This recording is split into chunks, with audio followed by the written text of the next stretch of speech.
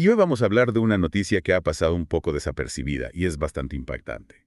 Hablamos de la decapitación de 70 cristianos en la República Democrática del Congo. Uf, la verdad es que es una barbaridad. 70 personas asesinadas de esa manera en una iglesia. Es una tragedia enorme. Para entender mejor lo que ha pasado, vamos a analizar una entrevista con Dexter Van, un experto en la zona que arroja algo de luz sobre este conflicto. Él nos habla de las tensiones geopolíticas, de las motivaciones religiosas e incluso de un posible sesgo mediático. Lo que me llama la atención es que este experto relaciona el ataque con ISIS. Sí, Y esto nos lleva a preguntarnos qué papel juegan las organizaciones terroristas a nivel internacional en la inestabilidad de la región.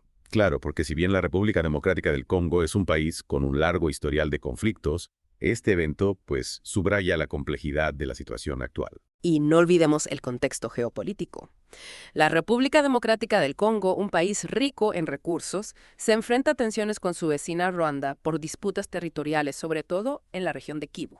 Y aquí es donde la cosa se pone interesante.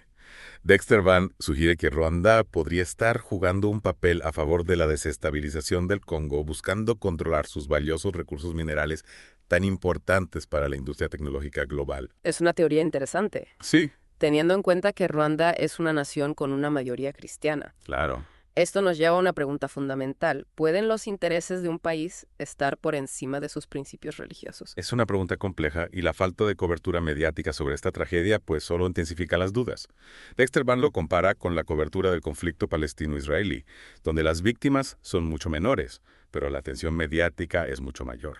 Es una comparación muy llamativa. ¿Por qué esa diferencia de atención? Dexter Van plantea la posibilidad de que existan sesgos inconscientes en juego. ¿Te refieres a la posibilidad de que haya una reticencia a cubrir la violencia contra los cristianos, quizás por las asociaciones históricas con el colonialismo, o por una percepción de la violencia entre personas negras como algo menos noticioso? Exactamente. Son temas delicados pero cruciales para comprender la dinámica de la información global.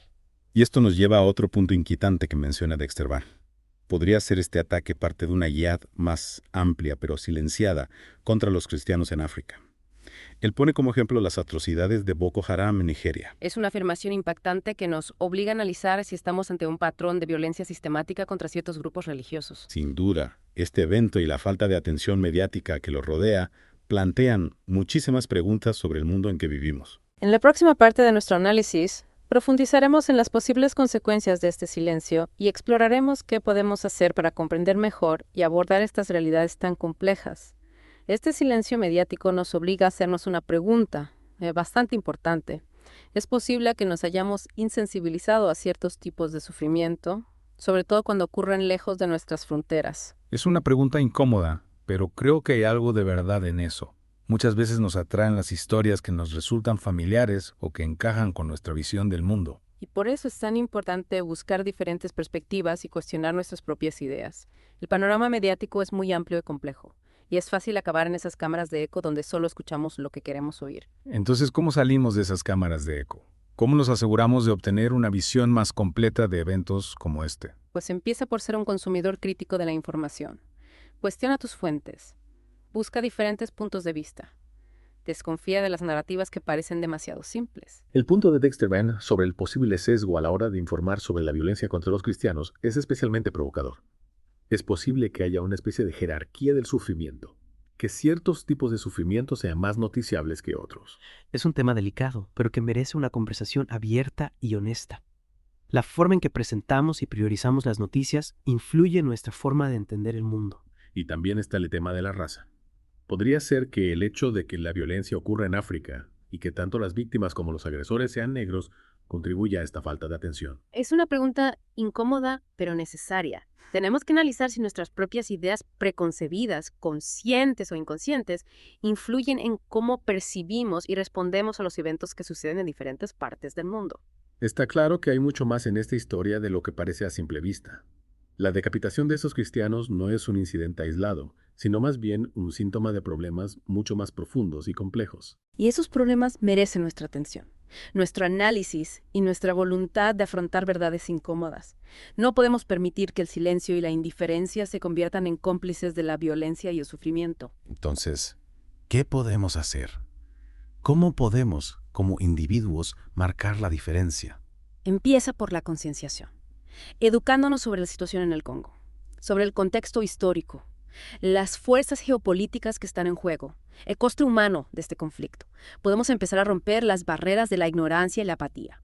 Y más allá de la concienciación, ¿qué acciones concretas podemos tomar? Podemos apoyar a las organizaciones que trabajan sobre el terreno para ayudar a los afectados por la violencia.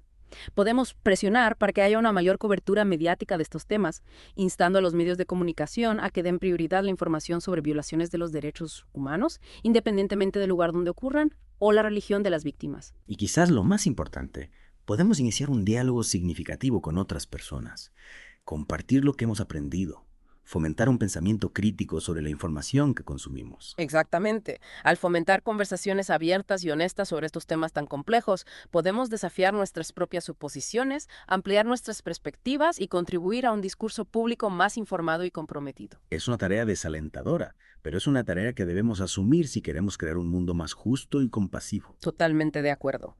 El silencio no es una opción. Debemos denunciar la injusticia, amplificar la voz de los marginados y exigir responsabilidades a quienes están en el poder. Los conocimientos de Dexter Van realmente nos han ayudado a comprender la complejidad de esta situación, pero me ha dejado con una pregunta persistente. ¿Qué pasa después? ¿Cuáles son las posibles consecuencias si la comunidad internacional continúa ignorando la violencia y el sufrimiento en el Congo? Esa es una pregunta que nos debería preocupar a todos. Hay mucho en juego. Si no abordamos las causas profundas de este conflicto, el ciclo de violencia solo va a continuar. Y esto va a conducir a más inestabilidad, más desplazamiento, más pérdida de vidas. Es una idea que da mucho que pensar y que subraya la urgencia de actuar. No podemos permitirnos esperar a que ocurra otra tragedia para empezar a prestar atención. Sí, es una situación muy preocupante la que se vive en el Congo. Pero no podemos permitir que la magnitud de los desafíos nos paralice. Cada voz que se alza contra la injusticia, cada acto de solidaridad, por pequeño que sea, puede ayudar a generar un cambio positivo. Dexter Van en la entrevista mencionaba su experiencia como voluntario del Cuerpo de Paz en el Congo. Y sus palabras me hicieron pensar en la importancia de no perder de vista el factor humano en medio de todo este análisis geopolítico.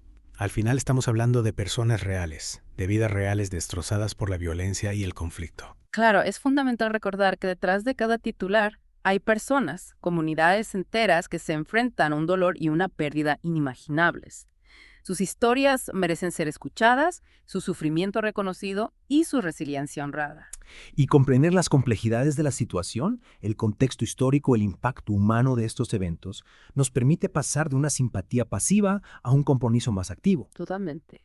Al final de esta inmersión en el tema, hay algunas ideas clave que me gustaría que nuestros oyentes se llevaran. Sí. En primer lugar, la violencia en el Congo no es un incidente aislado.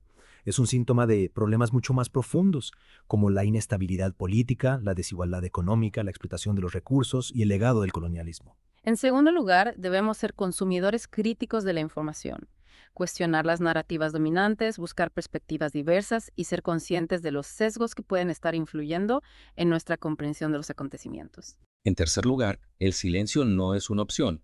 Tenemos la obligación moral de denunciar la injusticia, amplificar las voces de los marginados y exigir responsabilidades a quienes están en el poder. Y por último, incluso las pequeñas acciones pueden marcar la diferencia, apoyando a las organizaciones que trabajan sobre el terreno, participando en diálogos significativos con otras personas, manteniéndonos informados sobre estos temas, podemos contribuir a crear un mundo más justo y compasivo. No podemos ignorar el sufrimiento de los demás. Debemos elegir participar, aprender, actuar y abogar por un futuro donde prevalezcan la paz y la justicia. Totalmente de acuerdo. Muchas gracias por acompañarnos en esta inmersión en un tema tan complejo. Ha sido una conversación desafiante, pero espero que les haya dejado con un renovado sentido de propósito y un compromiso para marcar la diferencia.